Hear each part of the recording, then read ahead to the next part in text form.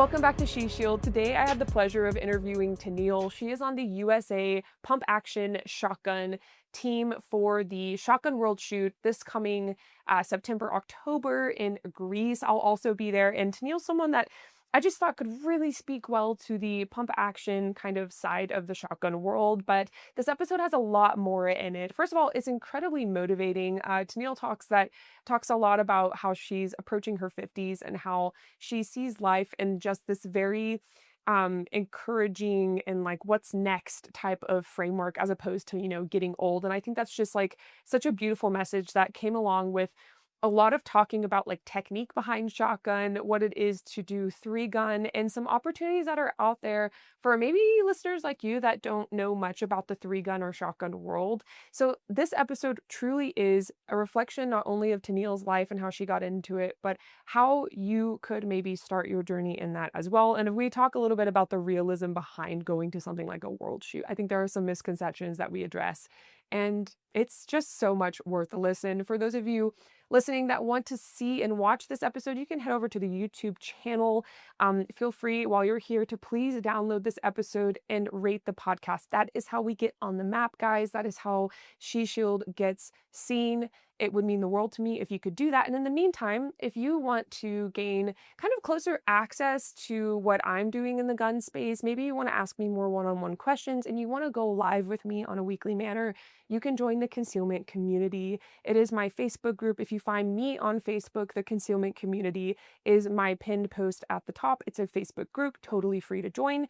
We're going to be doing weekly lives so that I can answer questions for you all and make you all the first people to know about any updates in kind of my realm of firearms instruction and helping you all get started on this kind of lifelong journey, whether that be in shooting sports or in concealment. But mostly it is a concealment Facebook group, so it's been fun already to connect with a lot of you. I'll see you there. In the meantime, stay on for this episode. It's a good one. I kind of wish we'd caught some of our conversation on like social media on the podcast, like for the episode. If we went into that a little bit today, are you comfortable? That's absolutely. Okay. Very cool. Okay, let's jump in with shotgun though. So Okay. Tenille, I wanted to have you on because pump action shotgun, of all of the disciplines, it seems like the most difficult. Like you have to manually, correct me if I say any of this wrong, please. I'm new to shotguns, as you know. Manually chamber each round. Yeah. Yes. Every time you shoot. I mean, at one point I considered switching over to pump action. Right. I decided that being on a team was important to me, and I was at first I was like, oh, individual, and then I was like, that's kind of lame. Like I want to be with people. Yeah. And I'd heard so many good things about you, and we met in like an airport one time. We was like, reach out to Tenille, she knows everything. So it's a really interesting discipline to me, and I get a lot of people on social media asking about my shotgun and whether or not it's pump action. Right. Which it's one of those things, once you're in a discipline for a while, it's easy to be like, okay, like, do you see me pumping the right? But it's I just want to know about your experience and like how you got into it, and you're a 3-gunner. Yeah. Which I think I've had 1 to 2 other 3-gunners on the podcast in general. I think we're over 200 episodes.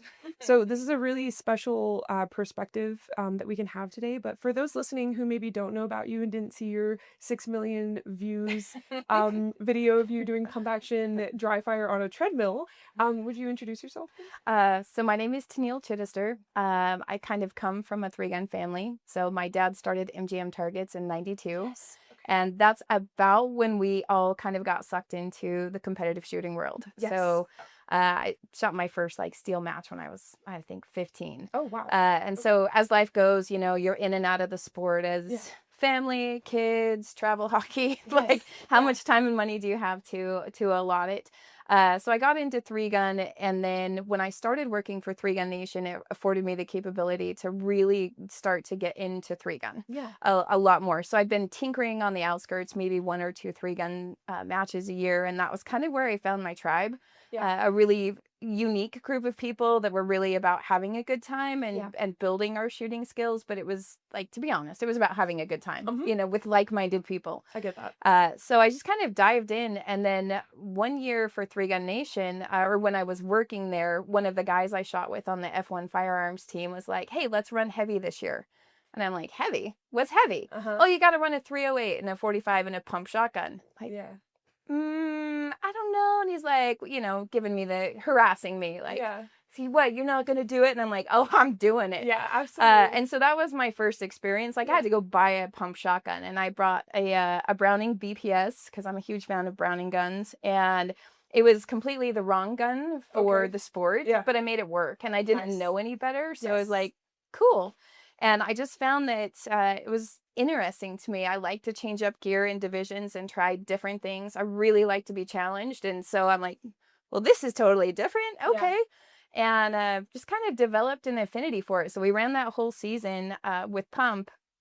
And then I, put that gun away, and then I went to Worlds in modified division, and that was my first Worlds eye-opening experience with a red dot on a shotgun, and we're again using all of the equipment.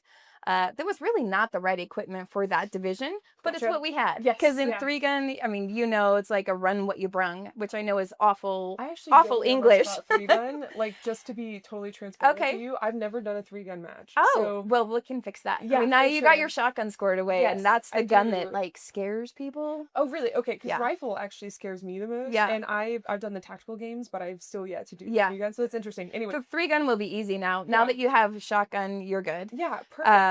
So yeah, I shot there, and then this year, or I guess last year when we were qualifying, I was like, oh, well, the U.S. has never taken any women in the standard manual division. So I'm like, I know that. Yeah, I'm like, oh, okay.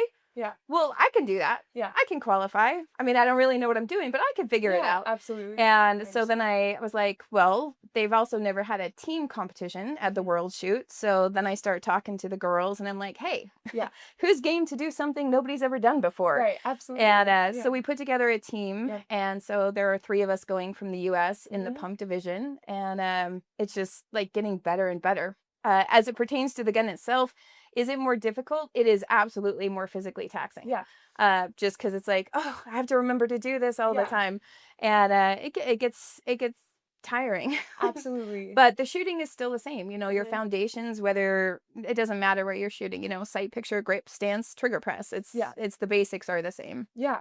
Absolutely. No, that makes a lot of sense. In fact, I didn't realize there was a semi-automatic shotgun.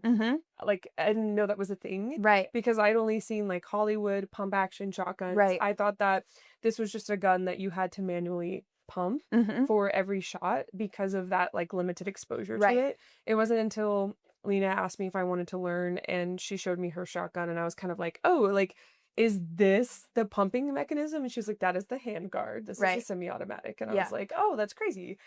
Cool, I knew that, and you're just kind of like, cool. And she's over here like trying to get me to go to Worlds at the time, which didn't really take much convincing. Anyway, but no, that's so interesting. So to clarify, so when you started in 3-gun, you started with a pump action. Well, technically, yes. Okay. So my first 3-gun was in 99. Okay. And it was, so my dad used to run the MGM Ironman. So that's kind of our family legacy. I took over it at one point. My husband ran it. My brother ran it. So the first 3-gun I ever went to, he's like, hey, do you want to shoot a 3-gun? And I'm like, what's that? Right? And so he's like, oh, I'll bring everything for you. Just show up. Yeah. Like, okay. So I show up. I had good pistol skills. Yeah. Or decent, safe, I guess, is probably where I should leave that. Not even decent, but safe. I was safe. And so his tutorial was, here's the safety, here's the trigger, you hold it like this. Have a good time. Yeah. And it beat me to pieces. Like I was bruised from here to here. Like the gun didn't fit. I didn't know what I was doing. But it lit a fire. It was like, okay. So my first shotgun was actually a 20 gauge pump off the shelf from Walmart. I think it was like $187. Again, this is, 20 plus years ago. Yeah. And that didn't last long. We're like, okay, we're putting that away. Totally fair. And then I switched over to a semi-auto. Yeah. That's really interesting. Yeah. Lena and I have talked about this a little bit, how like your first experience with a shotgun could very much deter you because of how difficult it is to hold. Yeah. I'm seeing a lot of, we were talking about like reels and how they get just spread across the internet like wildfire sometimes. And I've been seeing a lot of trends where people will, and I post the same trend. I've been running it in trial reels where it says just like do it all. And it's a girl showing herself like skydiving. And going for a run and like at a concert and then shooting a gun. Yeah. And it's typically a shotgun that like a family member has handed these girls. I've seen this so many times. I should be collecting these in like a thing, Mm-hmm. not to make fun of them, just to show how much like if you don't properly hold it, it will rock your shit. And my uncles did that to me as a kid. Like I think I held a like a hunting, I'm gonna say it was like a hunting shotgun to shoot a pellet. I have this memory so vague. That's how young I was. Right. And I remember it beat me up. Like I think it hit my jaw, hit my shoulder. Like, Mm-hmm. um, that's not, I didn't count that when I was talking about, learning shotgun and going to Worlds in like 3 months. Cause that was not learning shotgun. That was like my uncle handing me a gun, not even knowing like what was safe versus what was unsafe.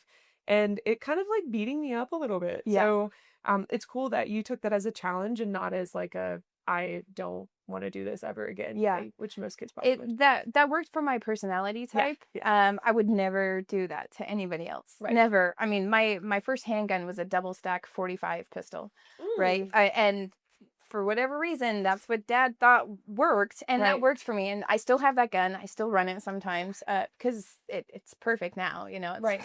I've got a lot of rounds through it. Yeah. But I would never do that to anybody else. I call those the bad girl videos where some guy, and they make me really angry, Sure. honestly. Like I Yeah. see those and I'm so mad because I'm like, Yeah. oh, now when that girl comes to me for actual instruction, Yeah. I'm going to have to fix all of the things that you broke. Right. Or that guy broke. Like, oh, Yeah. here's a loaded 454 Casull. And they were like doing this. And Yes. oh, why would Yeah. you do that to anybody that you care about? Right. Yeah. Yeah. So it worked for my personality. I would Sure. never do that to anybody else. Yeah. Ever. That's understandable. Yeah. That's completely understandable. Yeah. And I've heard about your family's background a tiny bit, but as far as like getting into guns, it sounds like that was pretty pivotal for you. Yeah. Do you think you would have ever like discovered 3-gun or any of that without that influence? I don't think so. Okay.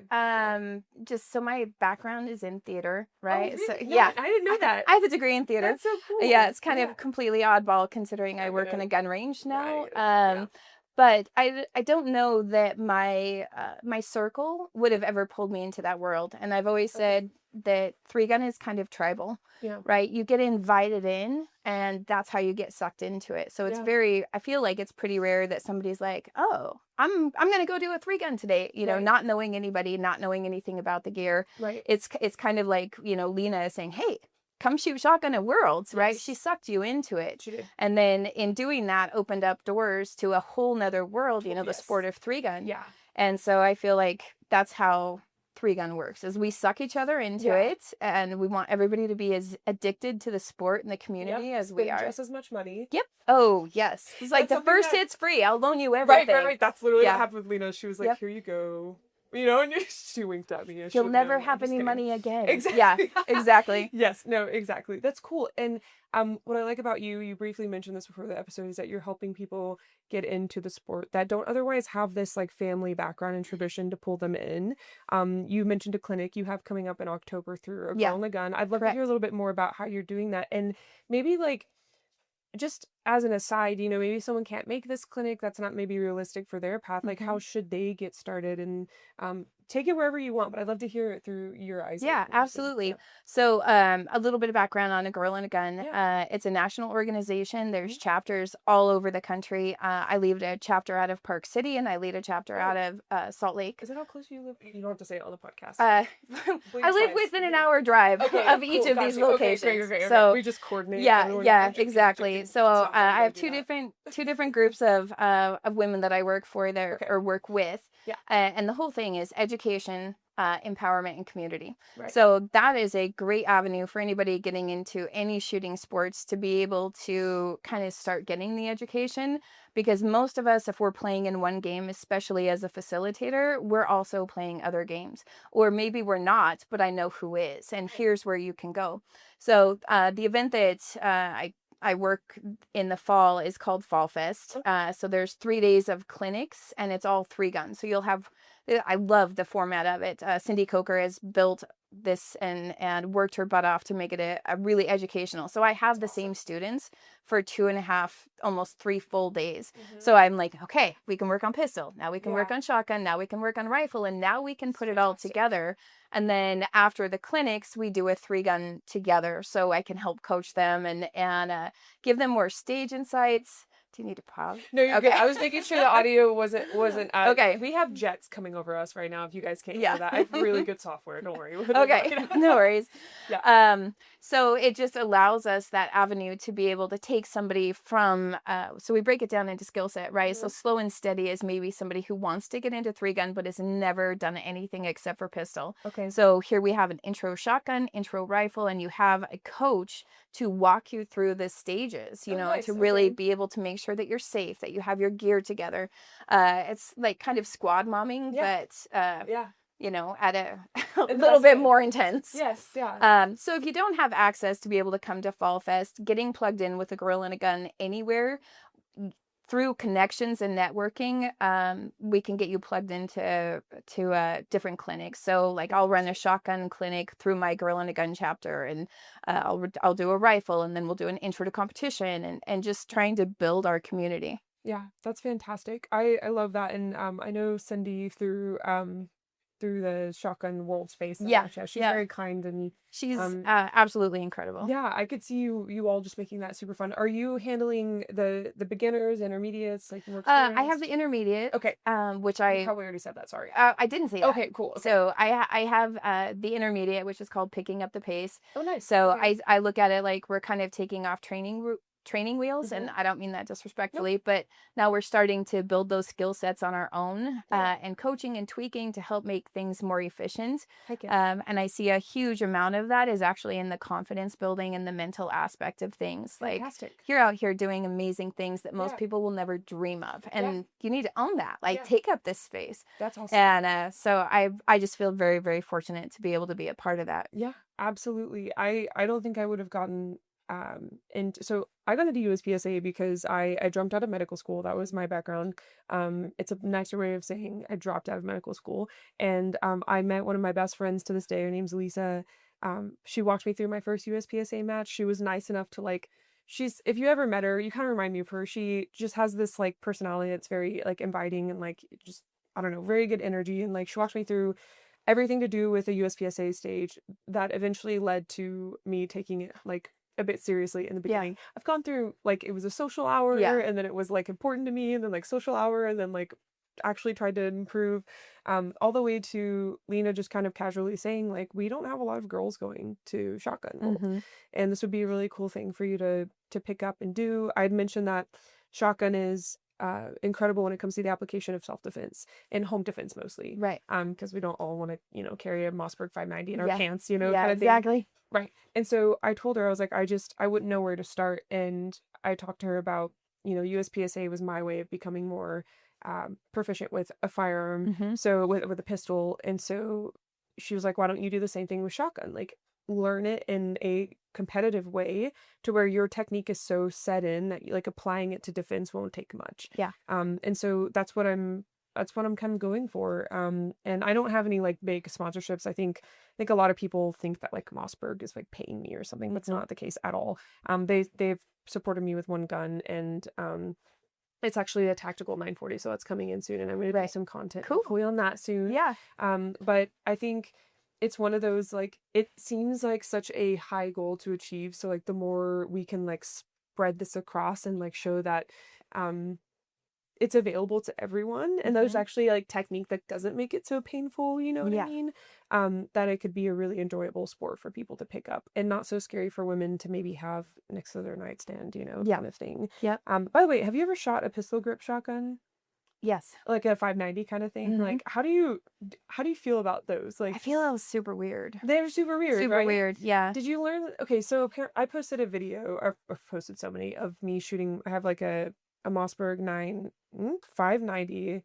It's their chrome and brown leather combo. It's like a special edition. I found it at a pawn shop, and my ex and I both found out at the same time, and I basically like convinced him to let me buy it. So, I'll tell you more about it later, but off camera.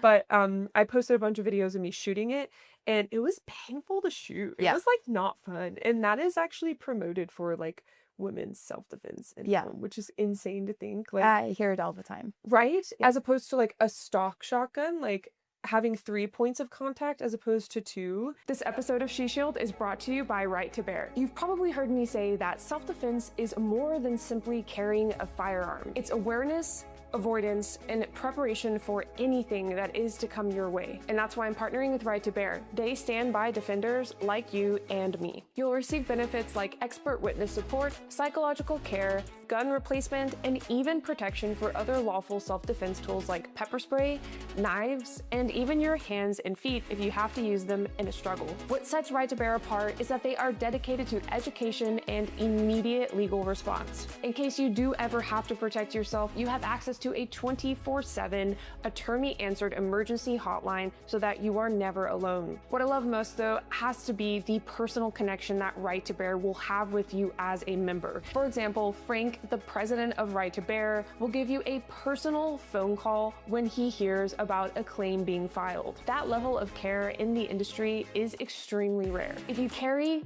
train, and believe in thinking ahead to protect yourself and your family, consider getting a membership with Right to Bear. If you use my code FIT4FIA10, you will get 10% off your membership, and the link to access this and to learn more is located in the show notes of this episode, which are the notes below the title. Protecting yourself and your family should not leave you defenseless afterwards. Stay safe and stay vigilant with Right to Bear. How do you feel about that? Like, just someone with like the truly like long-term relationship with shotgun. How do you feel about that? I'm not a fan. Like, honestly, I That's that's the nicest way Yeah, that's I a nice can way to I put can it. say. I mean, I have very strong feelings about it. Okay, this So, is the well, place. at the end of the day, your self-defense is up to you. So whatever you are going to train with is your most efficient uh, weapon of defense, right? Whatever that is going to be. Yeah. Shotgun, I feel like people have less accessibility to. Right? Where can you shoot shotgun? Most indoor ranges won't allow you to shoot it. Very few people actually are going to train with their equipment the way they should be Yeah. if they are planning to put their lives on the line with that gun. Yeah. And so I see this a lot working at a gun store in an indoor range. Some guy will come in and look for like a little shockwave or something like that, and then give it to like their 60-year-old grandma. And I'm like, oh no, like she has no training, she has no education, and this is going to recoil like no other. Like there's so many other options. And so I'm not opposed to shotguns. I love them. It's probably my favorite of the three platforms. That's awesome. But it's just like anything else. If you're not going to train with it, you are just asking for a disaster to happen. Yeah. And I don't think like those little shotguns, they look cool. Absolutely, they're on all the video games. Yeah. They must be woo. They really are. Yeah. Gosh, they really are. They're everywhere. Yeah. But I feel like if somebody is going to have a gun like that, they need to have a foundational skill set, probably on a bigger gun like this, where they really can get 3 points of contact. They can learn about a good stance. They can learn about cheek welds. They can learn that just because you point it in the right direction doesn't mean you're going to hit what you're aiming at, Yeah. So not wholly opposed, but I am absolutely opposed if it's not accompanied with the proper training. Yes. I like that a lot. Yeah. Full confession. I went out with my cameraman, who's a gun guy. His do you know the gunny gal, Alyssa Seymour? She's local. I know the name. Yeah. Yeah. Her husband does all of her media. He's the gunny gunner. So luckily, like, I don't know if you've ever tried to have a videographer or a cameraman who's not a gun person be it's not as helpful, okay? Right. So I took my Mossberg out. I want to do this reel where I was like playing the violin, and then I put the violin away, and then out of the same Savior violin case, I took my pump action out, and we got to the point where I had to shoot it, and I was like, Tanner, I've never shot this. And he was like, okay, well, off camera, just go ahead and shoot it.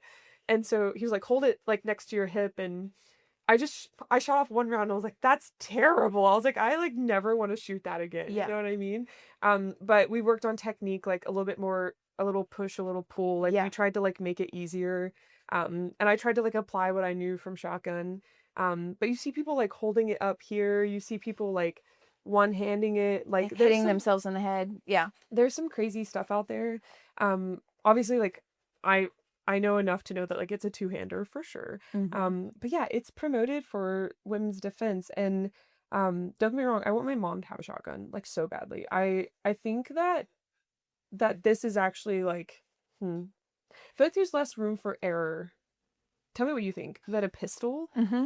like I see a lot of people pick up a pistol by the trigger guard without proper training. You Right. see it in Hollywood all the time. Yep. It's the most angering thing in the world. It makes, honestly, it takes me out of movies so much. I get it. Right? Yeah. Jesus. Yeah. And old yeah, if you know, you know, right? Like but like I feel like a shotgun, it's almost more intuitive to like grab the handguard, kind of grab like the really long grippy Hmm. portion behind the trigger guard.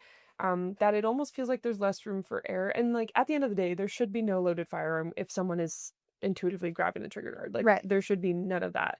There should be so much foundational setting, dry fire before they ever do it. Hmm. But it is something that I'm like, I almost like want her to have like a 940 tactical before I give her, you know, like a, I don't know, some type of pistol. Yeah. But all goes back to training. Would you agree with that? Like I think intuitively? yes, I would, because I feel like shotguns are kind of the sledgehammer of the gun world. Dude, right? Yeah. And I Inaccurate mean, rifle. there's something to be said for that. Yeah, yeah. It's not like I don't need a scalpel, I need a sledgehammer. Ooh, I So like that. I do feel like Yeah. that is where the shotgun it does fit in. Yeah. And especially when you start getting different loads in there, you get buckshot, you get a bigger spray, you get 20 BBs or Yeah. pellets as opposed to one little tiny pencil-sized bullet. Right. So yes, I do agree with that. I think a lot of it depends on the nature of the gun. Yeah. The smaller guns, they are a lot more maneuverable. Yeah. So easier to tuck, behind your bed or under your bed or, wherever you store your guns. Yeah. And again, personal decision. I won't go into any of that. Sure. So there's a lot of variables. I do feel like pistols are more maneuverable, right? Because they're so much smaller. Yeah. However, I do feel like they're a lot more challenging to actually be able to, I'm going to use the term master, but I mean that Yeah. loosely, right? To No, that makes become sense. proficient with. Yeah. Yeah, this just made me think of, so the violin, I've been playing since I was like 4, and the thing that I actually saw that reel. Oh, cool. You Yeah, did. Okay, yeah, very cool. I Yeah, did, yeah. I thought you were gonna say you play the violin. I was gonna be No, like, whoa. no. Okay. Lanny Barnes does. Isn't that wild? She's pretty You amazing. would expect that of her. I would wouldn't you? expect that of Isn't her. that Like, crazy? yeah, if she Yeah. told me anything, I'd be like, yeah, that Yeah, tracks. yeah. That tracks. Everything at a high Professionals. level. Yep. Yeah, that you're tracks. also a surgeon? Yeah, that Yeah, tracks. her sister, one of her sisters is. Yes, I Yeah. know. Yeah, duh. Like they're It's like love it. 2 Olympians and then like a neurosurgeon in Yes, that family. And yes, yeah, nothing pretty you can say will insane. surprise me. God, she's impossible to cut up. I love her. Speaking of scalpels, yeah. So, what was I even going? Oh my God, violins. It's one Yeah. of the hardest instruments to master. That's like a thing that's known, in like the kind of like orchestral world, the brass and woodwind world. My mom growing up told me like, how cool would it be for you to master the most difficult to master instrument? And I was always like, okay, see how you feel. Like it was a challenge as a kid. Yeah. Like you're. It sounds like that would have worked on you. You know what I mean? With Probably. your nature. Which is a compliment, by the way. And the reason is like, I think someone could look at the violin and say, yeah, that looks really hard, right? But the reason is on a violin, the I don't even know what this is freaking called, but the string board, the thing that the string hovers above that you depress the string on to make a note, right? Right. If you so much as tilt your finger back by like a millimeter, it's a different note. Right. And you don't hear that or see that, especially because if someone has heard the violin, they probably are hearing it from professionals that like don't make mistakes to where you would hear such a Right. difference. And if you're not tuned in literally like 2 notes, you wouldn't know. And I think that applies to the gun world in that pistols have more like fine motor control. Yeah. And it's 2 points of contact as opposed to like the 3 with shotgun and rifle. And I think that's like when you give people that perspective of why maybe this would be an easier, I don't know, it's hard though, because it's a give and take. Like there's more kickback, right? I'm gonna get hate for that, but I'm assuming people listening have almost no idea of like what all this means and stuff. Right. So there's like more kickback, but it's also like you're putting your whole body around it as opposed to like a pistol. You're literally like you have to get your grip right. You have to not lock your arms right, but you know what I mean, Mm-hmm. like lock them Yep. out in whatever, angle. Um, right. So it's kind of interesting. Yeah. Um, is there, yeah, is you want to speak on any of that? Like if you had to give someone I one totally platform to agree. start I with? totally agree. So I teach a lot about Yeah, City Gun Club, that's awesome. and most people are coming in for handgun lessons, Okay. and I tell them straight up, in my opinion, Mm-hmm. just my opinion, the pistol is the hardest to learn, to master, to become proficient with, and it's Yeah. for the exact same reason. You Yeah. get 2 points of contact, and every millimeter of pressure or shift in your hand, or finger on the trigger, like all of these things can significantly impact where that bullet is actually going to hit. Right. And with shotgun, where we do have, I tell people, like, if you love your shotgun, it will love you back. You Mm-hmm. pull it out, pull it in, give it a nice tight Yeah. hug, squish it in. I like that. Like Yeah. everything should be touching it as much as you can. Yeah. In that case, now you've got so much more control, and it's actually easier, Yeah. and I tell them, AR-15, like, I can't teach you to be a sniper, but I can give Right. you a rundown on how to safely operate and hit targets within close range, right? 25, 50 yards, Mm-hmm. in like 10 minutes. Yeah. Pistol, I can't do that. Okay. Yeah. I'm like, cannot Right. do It that. takes a lot more Yeah. training. Absolutely. Yep. And like not, NDing or something like negligent discharging. I try every time like I say something that's like a word that we know Right. very well, I try to like say what it really is. Yeah. No, that's interesting. Have you ever had someone come in and ask like which they should start with? Do they ever just Mm-hmm. walk in and say like I want to learn to shoot? What should I start with? Yeah. I usually try to ask them like what's their goal, Yeah. right? Because guns are like shoes; they're purpose driven. Like you don't Yeah. wear stilettos to do CrossFit, and you're probably not going to wear flip flops to a black tie affair. So I feel like guns are very purpose driven. So I Yeah. try to identify like what are you looking to do? Mm-hmm. If it's just target shooting, I'll usually start them with a pistol. Yeah. Because again, accessibility. Pistols are everywhere. Yeah. Indoor ranges are everywhere. They can shoot them anywhere. Shotguns, not quite as accessible, just again because of restrictions on where you can shoot those. Right. So I usually end up starting them with pistol. Yeah. But with the full disclosure, okay, so this is going to take more work and more Yeah. time and more effort and more practice. Right. Yeah. No, that's fantastic. That's wonderful. Yeah. You would be a great person to like I would hope that my sister walked into a range and someone like you was ready to kind of mentor her into the gun world. No, thank you. Yeah, absolutely. That's freaking awesome. I know we haven't talked a lot about shotguns so far. I don't really like come with a script or plan, but I want people to know what it takes to go to a world shoot, especially because I'm still trying to figure that out. Like Right. obviously I'm in and I because Cindy moved over, I've got that team slot, which is Yeah. really great. Thank you, Cindy. But with all that said, like when it comes to prepping for a world shoot, like what did it look like for you? What have you put into it? A lot. No big deal, right? A lot, It's just our right? Olympics. Yeah. Well, I had decided that I wanted to go to Worlds. I had a great time in Thailand. It was super educational. The first Worlds under the belt, you kind of like, oh, now I know half a of the little bit? questions to ask. Yeah. Beforehand, no clue. Yeah. So just like you, we had to qualify. So first we had to figure out like, hey, do we want to try to go in standard manual, which is the pump division? Yeah. It's never been done. I don't know. They may not have a team competition depending on if other countries don't get in play. Right. And so I was like, why not? Let's do this, Mhm. right? Like, and to be perfectly frank, like we got our butts handed to us in modified division, like the Gotcha. US team did. And some of that was equipment, all right? Like we just don't run comped guns and 3-gun with shotguns the way that they do everywhere else, or Yeah. companies that are, or countries Yeah. that really Right. play in the IPSC. We Yeah. don't do that here. We don't do IPSC. So we're trying to compete on a world level in a game that we don't play Yeah. in the US. Yeah. So people come in like from 3-gun, like, That's really I interesting. know how to use this gun. Let's give it a try. Yeah. So we decided we were going to run pump and started hitting the qualifiers. The first qualifier I actually ran with the BPS, Okay. which is the Browning pump shotgun. Awesome. And it was kind of a train wreck. Okay. The shooting was okay, but again, the gun was not the right piece of equipment. Right. You have to have the right equipment. Yeah. So the February's qualifier was kind of tanked. March, I bought a new gun, a Stoeger P3000. And I'm like, okay, it's a $225 gun. Let's see what we can do with this. Right. I put on a tube that cost almost as much as the gun itself, opened up Wild. the port. Is that what this is right here? This is a Benelli Nova Oh, sorry. Speed. Okay, we're getting there. Sorry. Yeah. Yes. Okay. So I ran the Stoger for the rest of the season. Okay.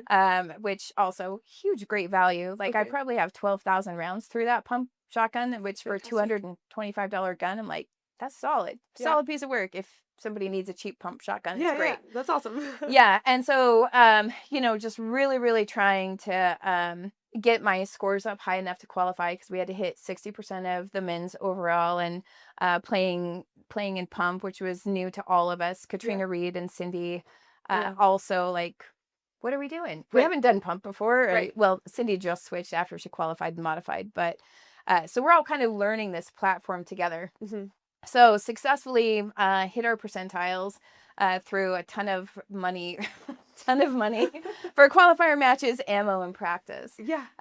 Lots and lots of dry fire, just trying to build up the strength, honestly, to cycle the gun on long stages. You know, short stages are pretty easy. But when you start hitting that 25 mark with cycling the shotgun, and you've got adrenaline and everything's tense and you're trying to think about hitting your targets, it was tiring. It sounds really you're taxing. like, I'm so tired, I need a break. But you're on the clock, so no breaks. So that was kind of just the process. And then once we did get notification that we had qualified for the Worlds, we ordered in Benelli Nova Speeds, which is actually a true race gun for pump. Okay.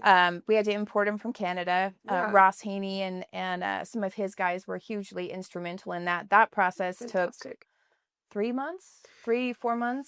And you're just like, I need to practice with it. World Shoot is around the corner. Oh yeah. my So God, I've had it now like 4 weeks. Okay. And you know, we leave in like 8. I don't want to talk about it. Okay. Why would you bring that up? Because I'm excited. I'm so excited. I'm joking. I'm excited too. I think that, I don't know about you, but the summer is a big time of travel. And I've been traveling so much. And I have dry fired. Like I went to Lena's wedding a week ago and I dry fired in the cabin. Like, we have to. Yeah. But it's one of those things where it's like, I don't know, I've never been to one. So it's one of those, like, I think I have more anticipatory anxiety than I have excitement.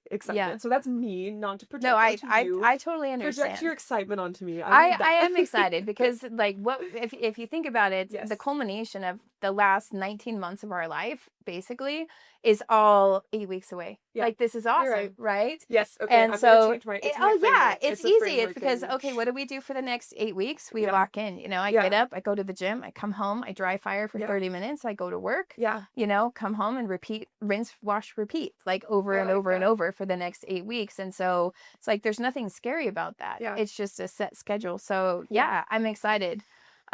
Super excited. It'll be great. That's good. We still need to book really quick. You just reminded me, we need to book our flight to Atlanta, which is where we're flying out of, to Greece. So I was on the phone earlier today with one of my buddies who is going as an individual in standard division, and he's like, I haven't booked my flight to Atlanta yet, or to Denver. Isn't that funny? Yeah because the big flight is the one to Greece, which like, thank God Lena let me sit with her while we did that, because I'm sitting behind her and Jeremy on the way with some other stranger for those 8+ hours. But anyway, sorry. Yes, something.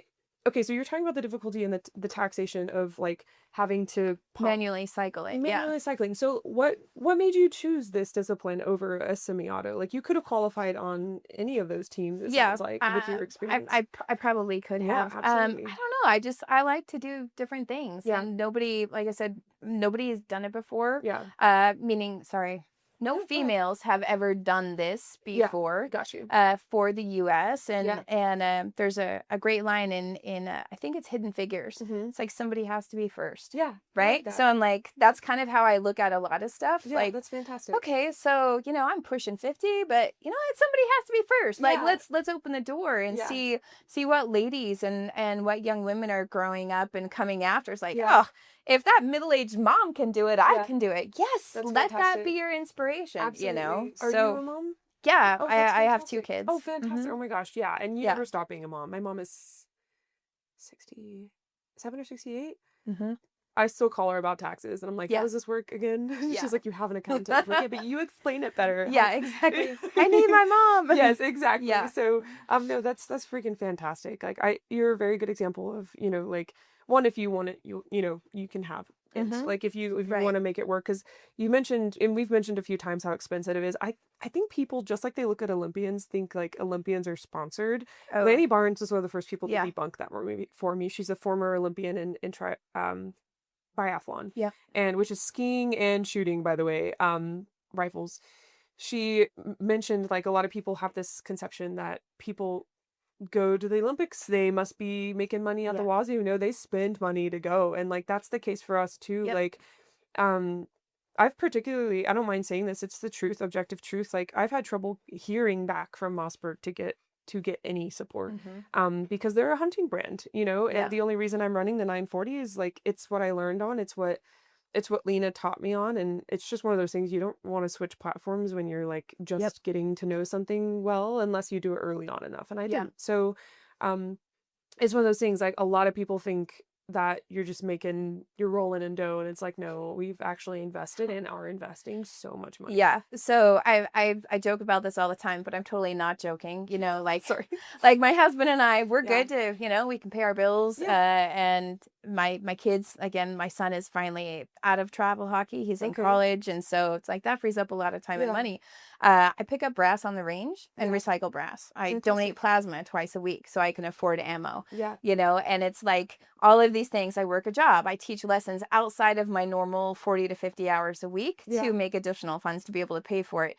You know, when you're going through, let's say, $130 a week in shotgun shells, and that's not including, you know, trying to bring in a piece of equipment that's a $2,500 gun by the time you pay customs taxes. Yes. You know, it's very expensive, and that's not, I'm not the anomaly. I am just like everybody else who's working to go to Worlds. Like, okay, this is the goal. How do we figure out how to make it happen?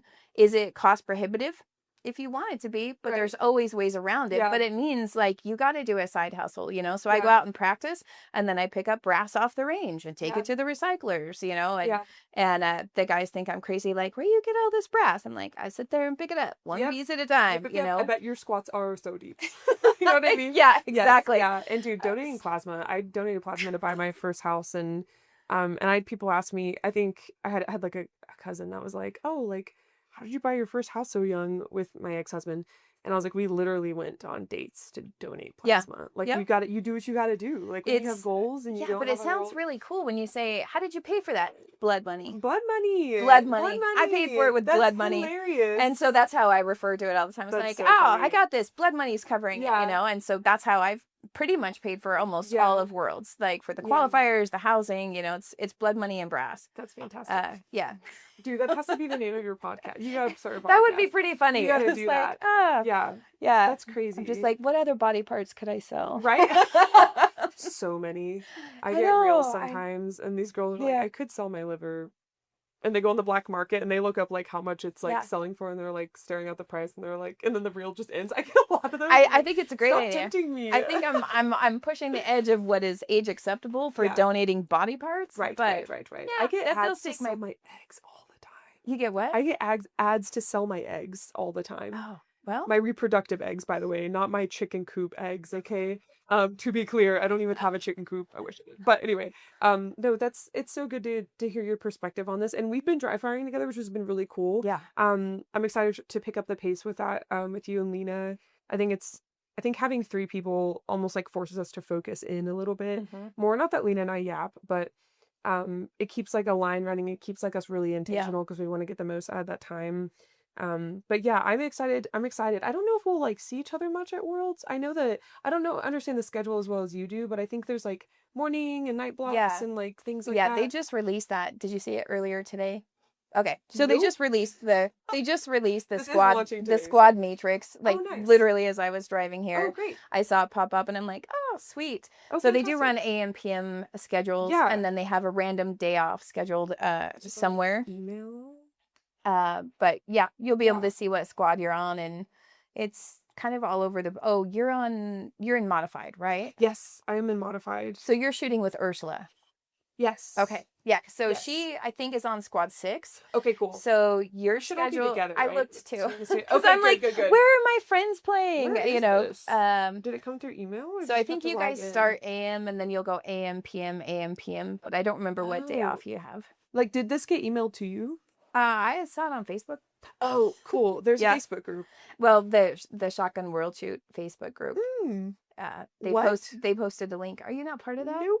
Oh, My bad. you should be, because it is a lot of That's information that's bro, helpful. I've missed so many deadlines. No wonder. I just found it. Is that it?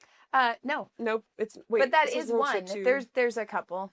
Okay. I'll show you the links I'll get when the we're links done. from you. Yeah. Thank you so much. LOL. I was like, how do people like keep finding all of these Yeah. pieces of information? I feel so dumb. It's a great source. Yes, I that's good. keep sending like screenshot stuff and send it to my buddy Yeah. because he doesn't have any social media. Oh, So that I'm would be like, hard. this Yes. is what you're missing. This is what Yes. you're missing. Oh, that's This so is- nice. But he's so anti. I'm like, what? I'll serve it to you on a Yeah, platter. little Yeah. did you know, the influencer, also needed it. I can't believe I did that, but I can. No, that's good to know. Thank you. Yeah, Mhm. that's good to know. Speaking of, we have a dry fire session to get to. Yes. But something I do with all of my guest speakers before we end the episode is asking what you want to leave them with. I feel like you have some really motivational words. Just like what I would want to leave you with. no rush. Take your time.